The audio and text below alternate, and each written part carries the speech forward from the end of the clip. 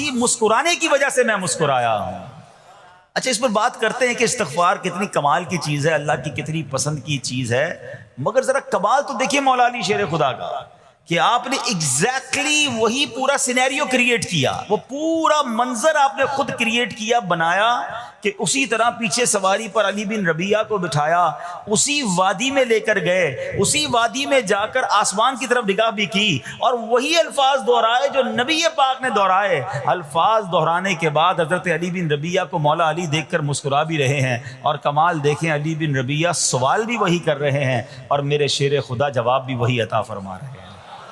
ہائے ہائے، کیسا نبی پاک سے محبت کا انداز ہے۔ ایچ اینڈ ایوری سٹیپ، ایک ایک قدم کو صحابہ فالو کیا کرتے، ہمارے اسلاف فالو کیا کرتے ہیں۔ مسکرایا بھی نبی پاک نے جس مقام پر، جس انداز میں، وہ وہاں جا کر ویسے ہی مسکرا رہے ہیں، گویا یہ بتا رہے ہیں یہ نہ پوچھو میں کیا کر رہا ہوں، کسی کی ادا کو ادا کر رہا ہوں۔ صحابہ کرام پتہ ہے مقامات ڈھونڈا کرتے تھے کہ کہاں کہاں میرے آقا نے نمازیں ادا کی، کہاں قیام کیا، سفر میں کہاں پڑاؤ ڈالا، ہم بھی ایگزیکٹلی اسی طریقے سے سفر کریں، وہیں پڑاؤ ڈالیں، وہیں نوافل ادا کریں۔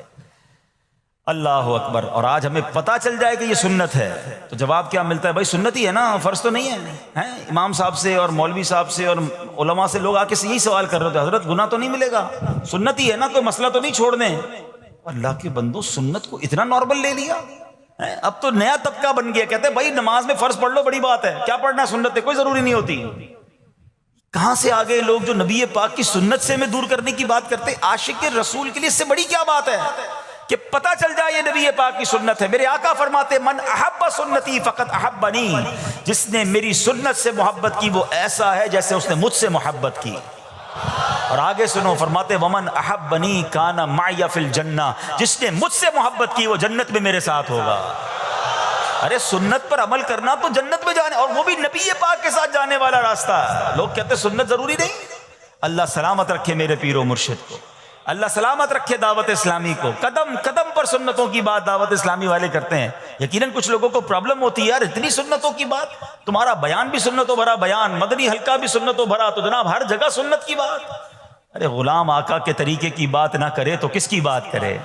ارے مولا علی کو تو دیکھو یار، یا رسول مولا علی شیر خدا، ہم پنجتن کے غلام ہیں، اہل بیت سے محبت کرتے ہیں، صحابہ سے پیار کرتے ہیں، ان کو دیکھیں نا، ایک ایک قدم کو، ایک ایک طریقے کو، ایک ایک انداز کو فالو کیا کرتے تھے۔ آپ کو پتہ ہے حضرت ابوبکر صدیق رضی اللہ تعالیٰ کا وصال کا دن آنے والا تھا، آپ کو آخری گھڑیاں تھیں، آپ نے اپنی صاحبزادی بی بی عائشہ صدیقہ رضی اللہ تعالیٰ عنہا سے پوچھوایا ذرا یہ تو بتاؤ نبی پاک کا جو وصال کا دن تھا وہ دن کون سا تھا، وصال کے وقت کپڑے کیا پہنے تھے، ہیں یعنی ایک ایک بات کی معلومات لے رہے ہیں۔ تمنا یہ ہے کہ نبی پاک جس دن دنیا سے پردہ فرمایا اس سنت پر بھی عمل ہو جائے، میرا انتقال بھی اسی دن ہو جائے۔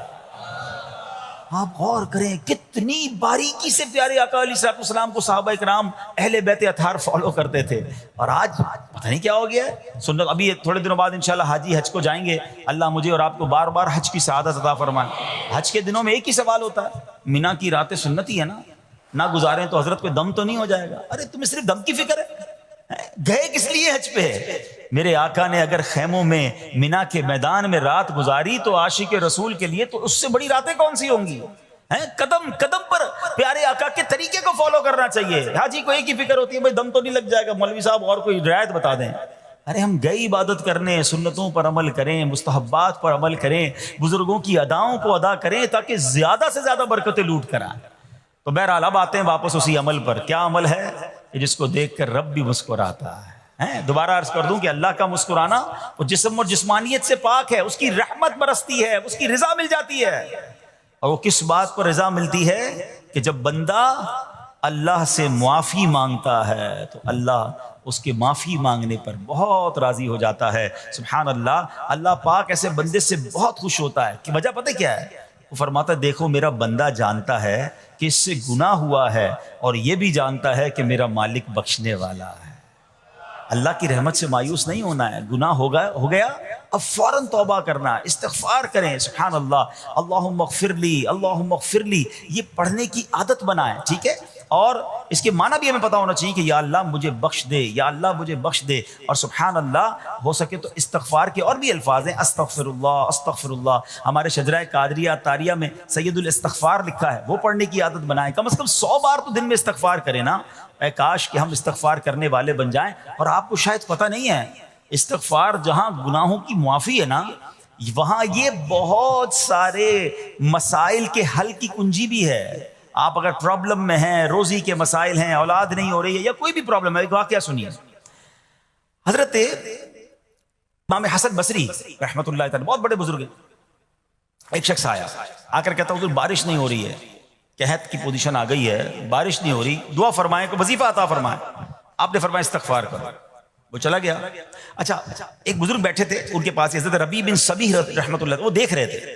دوسرا بندہ آیا، کہتا حضور تنگ دستی ہے، کاروبار میں ڈاؤن ہے، رزق میں تنگی ہے. آپ نے فرمایا استغفار کرو. تیسرا شخص آیا، کہتا حضور اولاد نہیں ہو رہی ہے، حصول اولاد کے لیے وظیفہ لینا ہے. فرمایا استغفار کرو.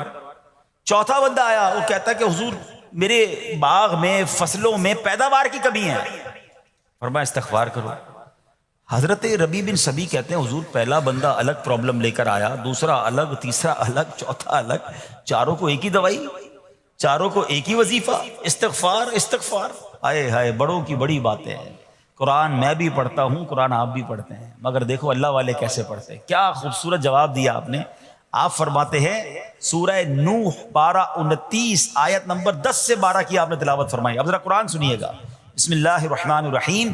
استغفروا ربکم انہ کان غفارا یرسل السماء علیکم مدرارا ویمددکم باموال وبنین ویجعل لکم جنات ویجعل لکم انہارا. سبحان اللہ. ذرا سنیے گا، اپنے رب سے معافی مانگو. استغفروا ربکم انہ کان غفارا، بے شک وہ بڑا معاف کرنے والا ہے. اب دے گا عطا، کیا فرمائے گا؟ یرسل السماء علیکم مدرارا، وہ تم پر موسلا دھار بارش بھیجے گا. وَيُمْدِدْكُمْ بِأَمْوَالٍ وَبَنِينَ وَيَجْعَلْ لَكُمْ جَنَّاتٍ وَيَجْعَلْ لَكُمْ أَنْهَارًا. فرمایا اور مالوں اور بیٹوں سے تمہاری مدد فرمائے گا، اور تمہارے لیے باغات بنا دے گا، اور تمہارے لیے نہریں بنائے گا. باغات بھی بڑھ رہے ہیں، اولاد بھی عطا